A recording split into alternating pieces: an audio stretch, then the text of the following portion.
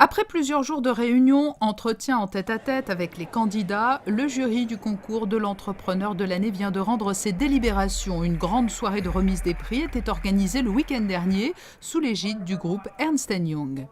Pourquoi nous organisons cela? Tout simplement pour reconnaître les accomplissements formidables que les entrepreneurs font en construisant leur business et surtout pour l'impact qu'ils ont sur leur communauté. Ils sont les créateurs d'emplois. Ils sont les 176% de nos entrepreneurs vainqueurs sur lesquels nous avons enquêté cette année, qui ont dit qu'ils s'attendaient à créer de nouveaux emplois cette année et ils s'attendent en effet à en ajouter à un taux de 19%. Et cette année, le palmarès du concours de l'entrepreneur de l'année met à l'honneur le continent africain en récompensant 2 entreprises qui ont su relever des défis importants. La première, dans le domaine des produits pétroliers, a réussi un développement modèle au Nigeria.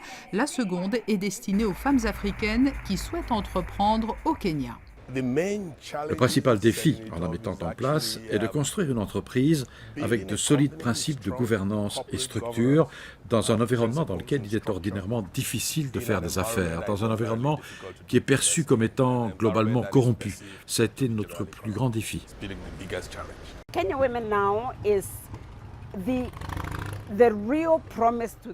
Women Now est la promesse faite aux femmes de leur permettre de créer des actifs qui font une différence dans la façon que leur vie change.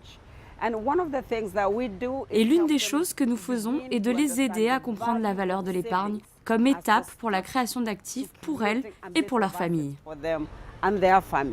L'Afrique, nouvel Eldorado, le groupe Ernst & Young regarde en tout cas avec intérêt le monde des affaires sur ce continent. Les investisseurs étrangers sont de plus en plus nombreux et vont désormais bien au-delà du trio de tête des pays africains en plein développement avec l'Afrique du Sud, le Kenya et le Nigeria.